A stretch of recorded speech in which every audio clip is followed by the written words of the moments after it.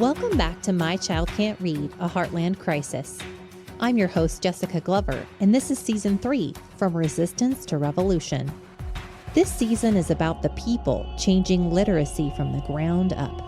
Parents, teachers, advocates, and those of us who once trusted a system we thought we understood, until we learned the truth. Season 3 is about courage.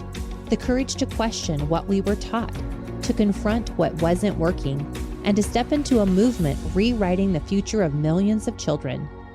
And we begin here with the teacher's story, because everything that follows depends on understanding one thing. Our teachers were never given the training they needed to teach reading based on how the brain actually learns. Not in Kansas, not in most of the country. Parents weren't told that. Teachers weren't told why their programs were failing kids. And no one told families what that gap would cost. But now the truth is finally coming to light. And once you know better, you fight for better. This season, we're diving into the heart of that fight. Teacher voices, parent advocacy, misdiagnosis, and SPED blind spots. Rural organizing, systemic barriers, the realities and the hope of dyslexia. Because this revolution isn't just about exposing gaps. It's about teachers who are searching for real training, teachers who are trying to bridge theory to practice, teachers who want coaching and support, teachers who are learning the science of reading for the first time, and teachers who still haven't been given the chance, but deserve to be equipped to help every child read. Season 3 is the story of resistance becoming revolution, of parents finally being told the truth and learning how to advocate, of communities rising when the system says no, and of a movement refusing to look away. Season 3 starts right here. Let's begin.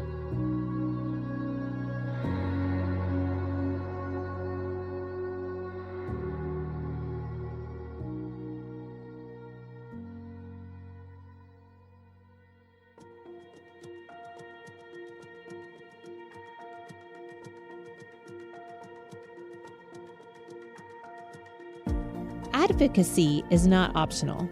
It is an act of liberation. As Frederick Douglass once said, once you learn to read, you will be forever free. But in Kansas today, too many families never get the freedom without a fight. Today's episode is Parent Advocacy 101, fighting for your child's right to read. And we're not just going to talk about advocacy, we're going to define it, teach it, and show why it matters. Not just for one child, but for every child. The quietest resistance, silence. It starts quietly, too quietly. Your child struggles to read. You notice it, you speak up. And the response? Let's wait and see.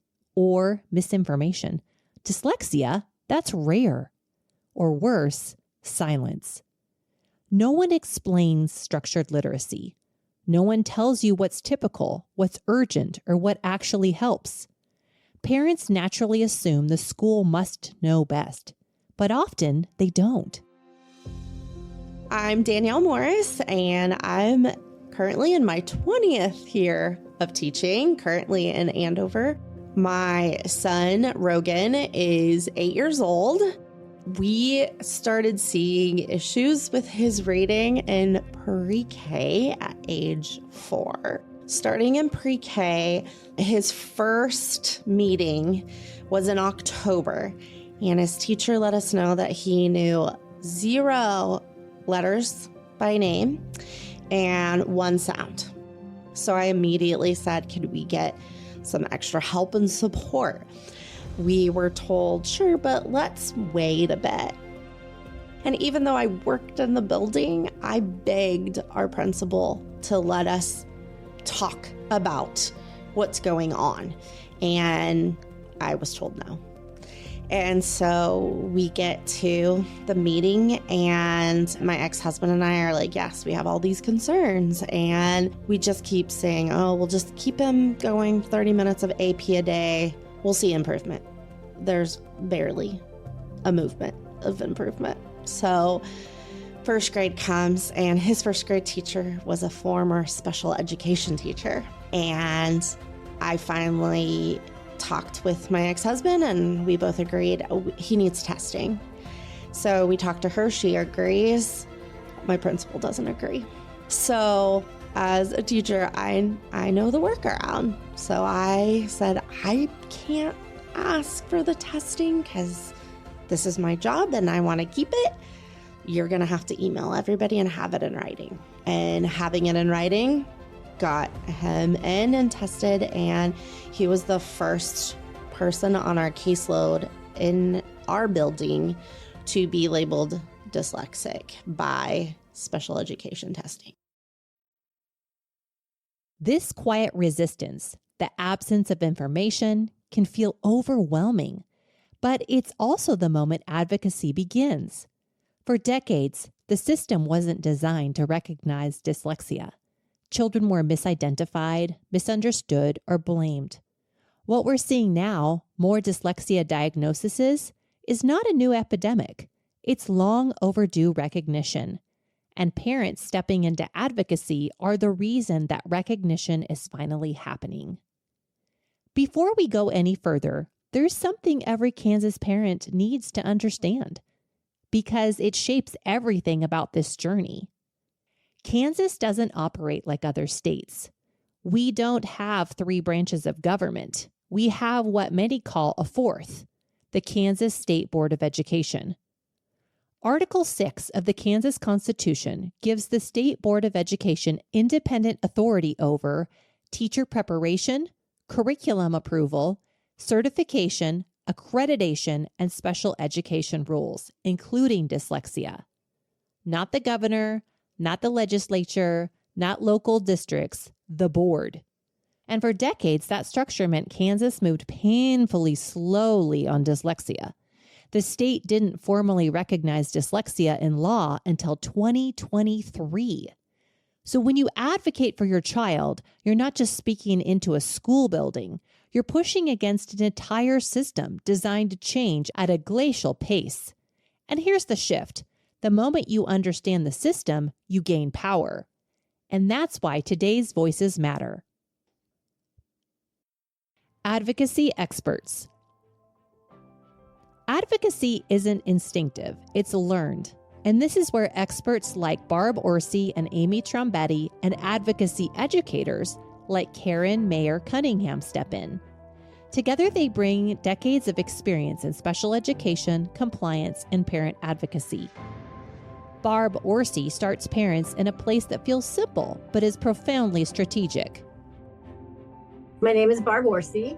I got into dyslexia because my son was my child number 3 was diagnosed with dyslexia at a time that dyslexia had been mostly disproven or sidelined. I mean, the mainstream press and articles about it were that it didn't exist. But thankfully, I immediately started making phone calls, and just by serendipitous luck, I found Janine Phillips. And she and I talked, and because of her, I couldn't find any therapists at the time, so I took the classes myself and started to work with my own son. But at the same time, I had a practicum student I had to work with, and then that led me to another student, and before I knew it, I was working with quite a few students. But gradually, with my students, I started attending their IEP meetings just so I could participate in the decisions and kind of maybe weigh in a little bit about what I was seeing with the student I was working with. And because of that, I would come home and ask my husband, who is an attorney, a lot of questions about the process and what everything meant. So I've been working with kids for over 25 years and advocating for about 20 of those years. My son is now 34 and totally self-employed and doing a great job, so we don't worry about him. I tell every parent, send an email to the school asking for a full copy of your child's educational records. You have an access to them because of the FERPA law, which is like HIPAA for medicine, is the Family Educational Rights and Privacy Act that guarantees that parents are to be afforded access to their child's full record. And as parents, once you start advocating for your child, you are going to be a member of a team. And you are the only member of the team that's not consistently in that building. Therefore, you have to have the records that they have you need to have those at your fingertips. So I always tell parents to send an email asking for those records. I say that send the email to more than one person, so there's some accountability. So usually it's the principal plus one, their pick, and request it and put a timestamp on there. So I'll be up there to pick them up next Wednesday at 3:00 or something like that. I give them a week because sometimes there needs to be some looking around to make sure you're getting everything. And often the school will respond back saying, really, what are you really looking for exactly? And the answer is the full record. Whatever you've got under my child's name, under the records, that's what we need. This isn't bureaucracy, it's power. Advocacy begins with information parity, making sure parents have the same data the system has. So I'm Karen Mayer Cunningham. So I was forced into this lovely line of servicing families and kiddos at the highest level. I had a child identified with a disability, and I went to the school and I thought it would be great, and it was a mess. And I just thought all the people there knew everything. And I thought, look, there's this law and these kids, we could just do this. And that is not what happened or what happens. And so we have this amazing 50-year-old law that provides special education for students who are identified. And it's a bit of a wait to get access to services. And we need them desperately for our kids to have post-secondary success of gainful employment, independent living, and further education. Why do so many parents think advocacy is about being confrontational? And what do you want them to understand instead? Yeah, because it's set up that way, right? So they're told that it's adversarial. There is this unholy alliance that I and you and everybody has with public schools. And if the school says it, then the conversation's over, right? If your banker said it or your realtor said it, you'd get a second opinion. And so we're collaborative if we do what's recommended by the school, and we're not collaborative if we don't do what's recommended by the school. And the reason advocacy is so very important is because unless you do this for a living, there is no way you would know all the processes and procedures and protocols to write an epic IEP so a child could make progress. And respectfully, 75% of the people that I train nationally are educators. Do you know why? They're desperate for training. And it's interesting that public schools have not trained educators, paraprofessionals, and special educators on special education law. So we have really nice people who are filling out paperwork, but if we do it wrong, we're handicapping the child even more. Interventions 504 versus IEP. Here's something parents are almost never told, and it changes everything. Not all support is created equal.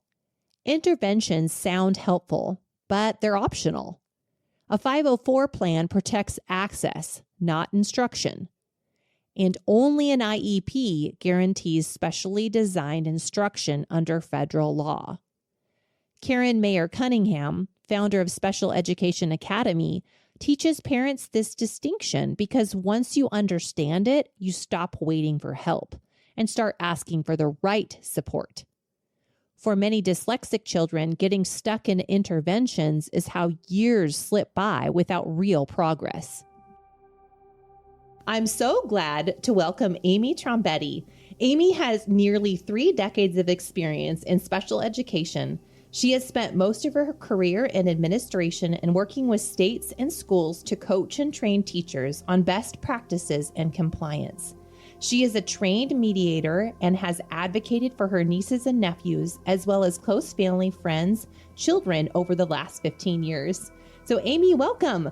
Could you start by telling us a little about your background in special education and how dyslexia became such a personal part of your work? I've been a special education teacher. This is actually my 29th year, and I've taught gifted and talented. I have been a principal, an assistant principal. I've worked with the state and federal compliance. So really my work in dyslexia started over 17 years ago.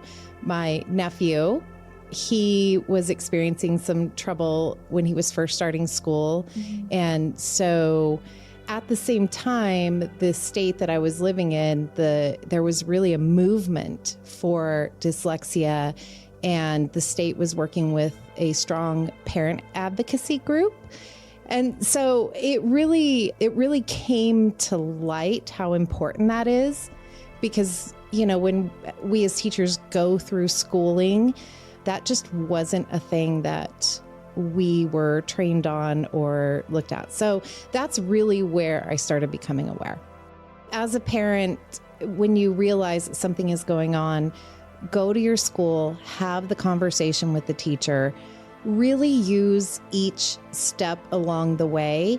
So if you have a conversation with your teacher and your concerns, and maybe they aren't validated, or maybe the teacher just doesn't see what you're seeing, then ask for a meeting with your school team or your principal and really advocate for your child and let them know that, you're really seeing these concerns and you really want to be part of the team to work this out. I think the team process is so important because that is going to be a lot of 12 years of your child's life, that you're going through school. And I really do think communication is key. Talking to them and really helping them understand how you're feeling and then coming up with the solution. But the process is request what you want to request, put it in writing, try to be as specific as possible, and then see what their response is. They should give you a response either through a prior written notice where they will say, okay, let's test your child. Or they will maybe give you a prior written notice of refusal, but they'll show you data and you can decide from there what you want to do. But the process is really not that hard. It's just, I understand from the parent's point of view, it's a little bit overwhelming because your timeline is not always other people's timelines and concerns. Remember that these teachers, a lot of them have been trained that our parents can be our best advocates too, and that we want to partner with families. And that's one way that we can do that is with parents communicating back. And so that's important, that piece, just recognizing they want to work with me. So I'm going to approach them with that thought on they do want to support me as a parent. Timelines and written requests. Parents feel urgency. Schools operate on timelines. And here's the key. Timelines don't start when a teacher agrees. They start when a parent makes a request in writing.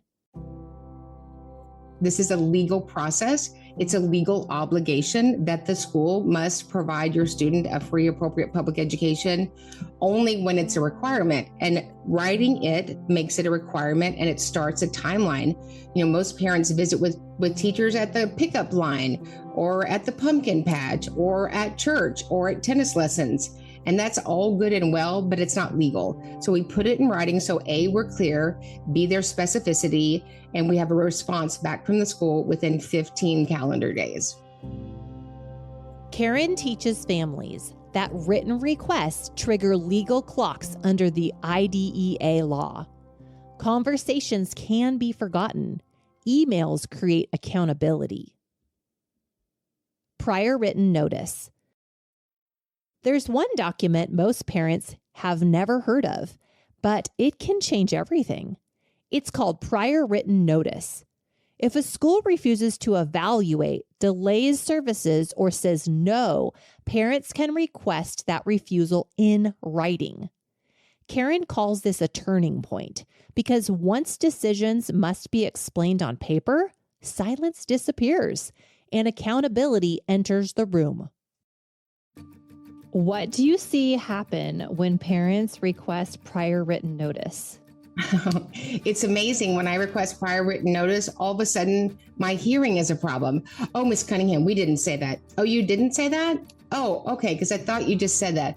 No, we did not say that. So a prior written notice is an obligation of the district when they choose to do something or they choose not to do something. And so it's an obligation that they have this notification to the parent so that the parent, should they need to exercise their procedural rights and safeguards, can do that, right? You can't just do something without everybody being in alignment. And so, the law is to protect individual disabilities and their parents. And when those safeguards don't happen, it's a violation of IDEA. When parents come prepared with documentation and clear questions, classrooms change. Educators notice. Plans shift. Instruction improves. Preparation alone creates impact. The emotional landscape of advocacy.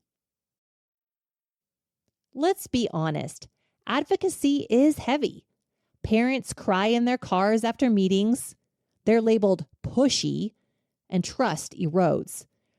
They realize the system isn't coming to rescue their child.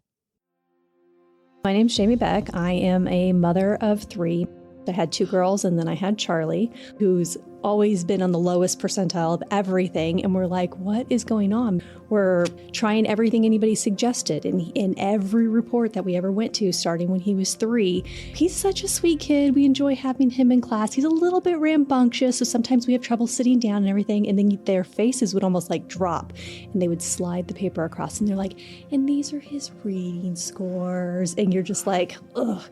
The Alphabet Factory was like on reruns at our house all the time, like just trying to get him to recognize letters and sounds. Most of first grade was the same thing. He doesn't know his letters, he doesn't know his sounds. And I'm like, what is going on? Because we've done everything and just nothing was working. Came to the point in first grade, he was actually recommended we hold him back because he was ending first grade right where he needed to be starting first grade. Okay. That was an extremely difficult decision to make as a parent. And both his teacher and the reading specialist recommended that would probably be the best course of action. So we went ahead and did it. Because I told my husband, I'm like, I've got a huge toolbox when it comes to dealing with behaviors with kids and helping kids and doing all this stuff. And he's taken everything and thrown it out the window, and I don't know what to do.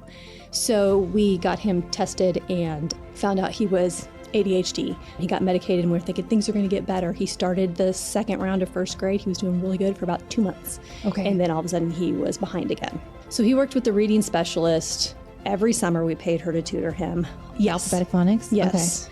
Miss Yost. She is fantastic. Wow. And I don't think he would be reading where he is without her. Yeah. But she also taught him amazing coping skills. And so we're getting through elementary school. He had an amazing teacher in 4th grade who would like look at his papers and be like, hey, Charlie, why don't you read this one to me? And he would read it wrong, and she would like help him correct, and he would fix his answers. So he had the best grades he'd ever had. And so we're getting towards the end of the school year, and I'm like, I want an IEP for him. And then the counselors are like, he's not a full 2 grade levels behind. I don't think he qualifies. And I said, well, I want him tested. And so they do the testing, and he's just not quite far enough behind. So technically, he's a good 3 years behind at this point in time. They wouldn't do it. And so finally, I was able to get him a 504 going into intermediate school. Okay. I don't think it helped a whole lot. Because, we've moved past the learning to read, and now we're reading to learn. Yeah. The teachers are still doing a lot of reading aloud to the class. So he's still floating by. Yeah. But every conference still is like, his reading scores. And I'm like, contact Miss Yost, ask her what she was doing, because she's done phenomenal work with him. And they just kind of looked at me like I was crazy. What should parents know when school testing says their child doesn't qualify? That sometimes the testing is getting that outcome because of the limited testing. And so when I ask for testing, I ask for full comprehensive testing, because testing does one of 2 things. It identifies or it eliminates, and we want both. And what we see when we get opening records from families is that there was a test done, but it was tiny, right? They did the baseline, and until you have representation, it's unlikely that the full comprehensive evaluation will be completed. And if we didn't do it comprehensively, we're missing something. Many parents hit a breaking point when school testing says your child doesn't qualify. But that's not the end of the road. Karen teaches families that parents can seek independent educational evaluations, and in some cases request that the district fund them. Knowledge doesn't erase grief, but it gives parents direction. How do you explain compensatory education to families who feel guilty asking for more? Yeah, and so it's not about feeling guilty. It is a legal obligation, duty, and responsibility of the district to implement the IEP as codified in the conformity of it and with fidelity. And it either happened or it didn't happen. This is not personal. This is business. So we would request a compensatory package to return the student back to where they would have been had the IDEA violation not occurred. And I believe more often than not, an educational intervention is as meaningful as a medical intervention. And our children will not get time back.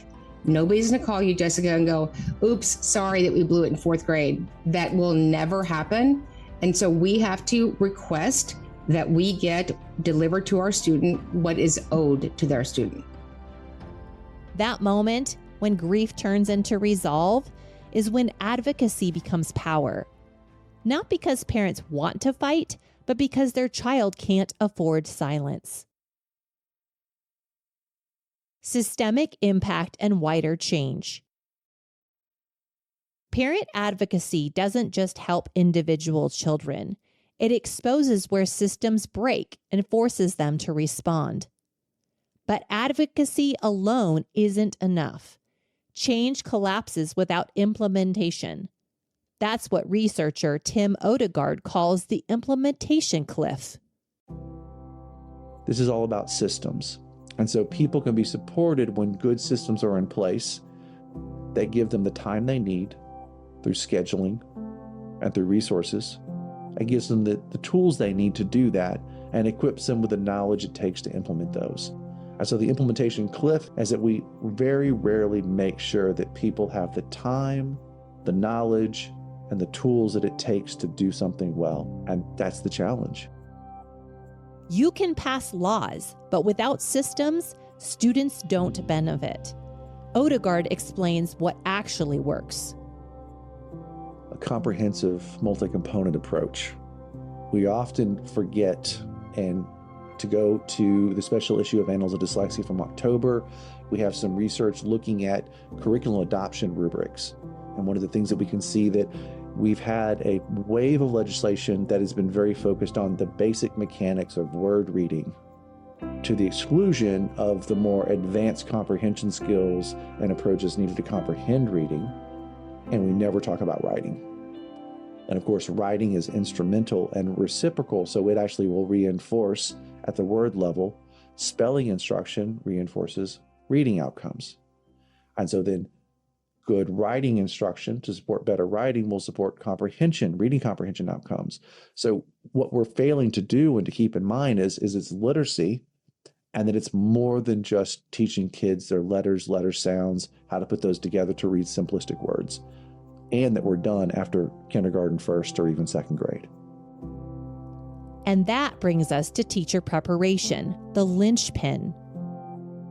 Teacher preparation is the key. If you don't have the workforce you need to do the job, then you don't have the people you need to do those jobs. So you have to have what we invest in the public sector through our taxpayer dollars across states is to invest in universities that will prepare a workforce for professions. And that means that we have to have those. What they can do is they can give them the clear knowledge they need to understand literacy. They can make sure that they have the nuts and bolts that's needed for that. So that's critical. Then the practical skills. It's not just enough to know how English works and writing and spelling and how you sound out words and what they mean and how we put meaning units together and how you put words together to make sentences and paragraphs and essays. It takes more than that. It takes the practice of how you teach that. And so the teacher prep programs have had to come along, and many of them are now, to shift the types of things that they're teaching teachers in pre-service and what they're showing them how to do. The last link will be being more aware of your region. Again, through public taxpayer dollars, when we're funding a state system, it means that we should be aligned to what the state's needs or the regional needs are. And so when we know that through, let's say, legislation, we're implementing certain types of practices and materials and content, we need to make sure that the teacher prep programs are doing their part to keep innovating in their coursework to make sure that the practical skills being learned will be either quickly adopted to work context of a school that they're going to be positioned in as a licensed educator, and or directly applicable to that because they're being trained in similar materials, if not the materials. What might that look like? Here in Tennessee, where I find myself, we have state-adopted materials that are linked to legislation. So in the K through 2 space, you could actually be training elementary ed, especially the early elementary ed teachers, through coursework, those materials and how they would implement. And since that's taxpayer dollars to put high quality instructional materials in teachers' hands, when they get there, they know the basics. And what you can now do is innovate and meet the students' needs through adaptation of those materials. That would be a game changer. And that's a role that pre-service can play. In Kansas, advocacy pressure is finally forcing some alignment. The Kansas Board of Regents now requires science of reading coursework for pre-service teachers, ensuring educators enter classrooms with foundational knowledge. Kansas teachers must complete approved literacy training or pass an approved literacy exam by 2028 to earn the state's seal of literacy for licensure. Also, the blueprint for literacy is still on the table.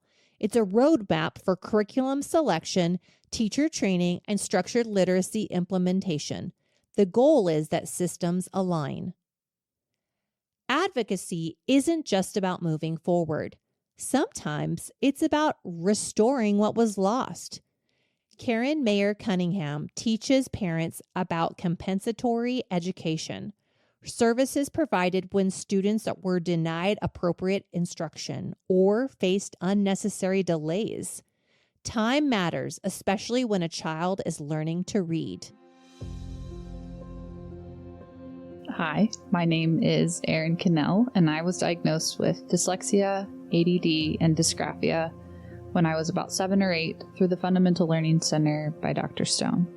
When I was diagnosed, I do remember after the diagnosis, Dr. Stone's report said, she's low in this, going to struggle in this. These are things that she really could get some help on. And then these are the areas that she was gifted in, that she'll flourish.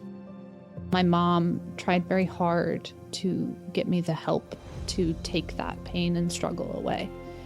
And I guess what I would say to her is that I appreciate that now more than ever, just reflecting back and knowing that she was an advocate for me. I guess my advice is, even if the child doesn't realize it at the time, and that you are getting, it is difficult, and maybe you don't have the support from anywhere else, but a knowing inside yourself that you're doing everything you can to help your child. Listening to that knowing, because my mom did what she could, and I'm so grateful that she did. Here's what I want you to do after this episode. Parents, document concerns, learn your rights, ask questions in writing, reach out for advocacy support. Teachers, partner with families. Advocacy isn't an attack, it's an invitation to do better. Advocates and policymakers, share this episode. Mentor parents. Systems change when silence ends. Hi, I'm Katie O'Donnell, a teacher who works with students who struggle to read every day. If you've ever wondered what dyslexia really is, or how to talk about it with your child's school, you're not alone, and you don't have to figure it out by yourself. That's why Janine Phillips hosts a free monthly conversation called Dyslexia, Let's Talk About It. It's a Dyslexia 101 workshop for parents, educators, and allies who want clarity, confidence, and a place to ask real questions. We meet every third Thursday of the month, online and in person at Phillips Fundamental Learning Center, because advocacy starts with understanding, and we're stronger when we learn together. To RSVP, call 316-684-7323. We look forward to hearing from you.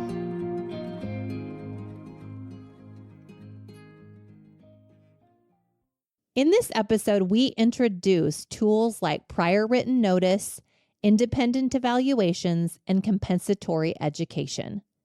In the next episode, we'll see what happens when those tools should have been used and weren't. Parents fight because they see what the system doesn't. But what happens when the system sees the flaws and still doesn't act? Next time, misdiagnosis, overlooked dyslexia, and why informed advocacy still matters. Thanks for listening to My Child Can't Read, a Heartland Crisis. If today's episode resonated with you, if you saw yourself, your child, or your classroom in these stories, you're not alone. We believe every child can learn to read, and every parent and teacher deserves the knowledge to help them. I invite you to take action today by subscribing wherever you get your podcasts so you don't miss an episode, rate and review to help others find this series, and tell us about your story and discover how the Phillips Fundamental Learning Center is changing lives through literacy at funlearn.org/podcast. That's funlearn.org/podcast. And share this show with a friend, teacher, or fellow parent who needs to hear it. All resources, source credits, and tools mentioned in this episode can be found in the show notes. Remember, together we can rewrite the story one reader at a time right here in the Heartland.